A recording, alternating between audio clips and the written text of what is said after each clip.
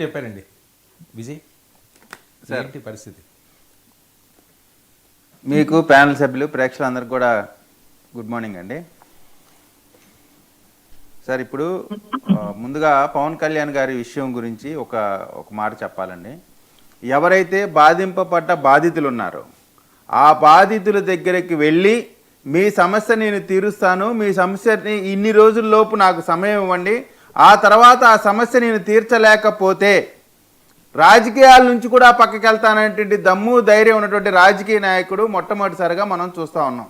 ఏ రోజన్నా సరే జగన్మోహన్ రెడ్డి గారు 5 ఏళ్ల పరిపాలనలో ఎప్పుడన్నా సరే ఏ బాధితుడి దగ్గరికి కానీ ఏ బాధితుడు ఆయన కలవటానికి కానీ అవకాశం ఇచ్చారా? ఏ దళిత సంఘాలకు కానీ ఉద్యోగ సంఘాలకు కానీ మత్స్యకారులకు కానీ లేదు ఇంకా ఏ కమ్యూనిటీస్ ఏ బాధింపబడ్డాక ఏ కమ్యూనిటీ అయినా సరే మీరు అడ్రస్ చేశారా? కనీసం ఇంటర్వ్యూ ఇచ్చారా? ఏ రోజన్నా రాజకీయ నాయకుడిగా ముఖ్యమంత్రిగా రాజశేఖర రెడ్డి గారి పేరు చెప్పుకుంటూ ఉంటారు కదా.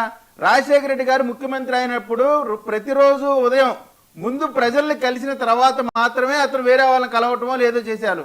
కానీ మీరున్నటువంటి 5 సంవత్సరాల పరిపాలనలో ఎప్పుడూ కూడా ప్రజలకి దూరంగా జరిగి కేవలం 2-3 వ్యక్తుల్ని పెట్టుకొని రాష్ట్రం మొత్తాన్ని కూడా వాళ్ళ చేతుల మీద నడిపించి చివరికి ముఖ్యమంత్రి ఉద్యోగం కూడా సజ్జల రామకృష్ణారెడ్డి గారు చేపించినటువంటి మీరు పవన్ కళ్యాణ్ గారిని విమర్శించే నైతిక అర్హత మీకు ఇప్పుడు లేదు, రాబోయే రోజులు కూడా ఉండదనే మాట చెప్పదలుచుకుంటా ఉన్నాం. శ్రీశైలం ఎమ్మెల్యే గురించి చెప్తా ఉన్నారు. శ్రీశైలానికి సంబంధించిన ఎమ్మెల్యే గారు ఏదన్నా పొరపాటుగా మాట్లాడితే వారిపైన కేసులు రిజిస్టర్ చేసినటువంటి పరిస్థితి మా ప్రభుత్వంలో మాత్రమే ఉంది. మీ ప్రభుత్వంలో ఎంతటి నేరాలు ఘోరాలు హత్యలు మారణకాండలు ఎన్ని చేసినా వాళ్ళని ఒళ్ళో కూర్చోబెట్టుకొని తిరిగినటువంటి మీ ముఖ్యమంత్రికి తప్పు చేసిన వాడు తనవాడైనా సరే వారిని చట్టపరంగా శిక్షించినటువంటి మా చంద్రబాబు నాయుడు గారి గవర్నమెంట్కి మధ్య నక్కకి నాకలోకానికి ఉన్నంత తేడా ఉంది. ఖచ్చితంగా నేరస్తుడిని నేరస్తుడిగా చూస్తాం, మంచివాడిని మంచివాళ్ళుగా చూస్తాం.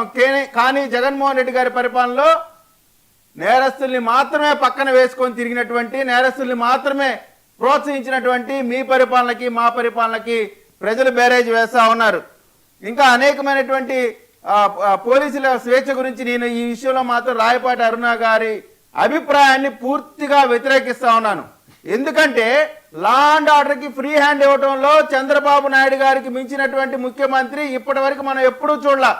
గతంలో మీరు చూడండి, అటు సురేంద్రబాబు అయినా రామాంజనేయులు అయినా సరే చంద్రబాబు నాయుడు గారు ముఖ్యమంత్రిగా ఉన్న సమయంలో పోలీసులకి ఫ్రీ హ్యాండ్ ఇవ్వటం అనేటువంటి మాటలో ఏ విధమైనటువంటి అనుమానం లేదు.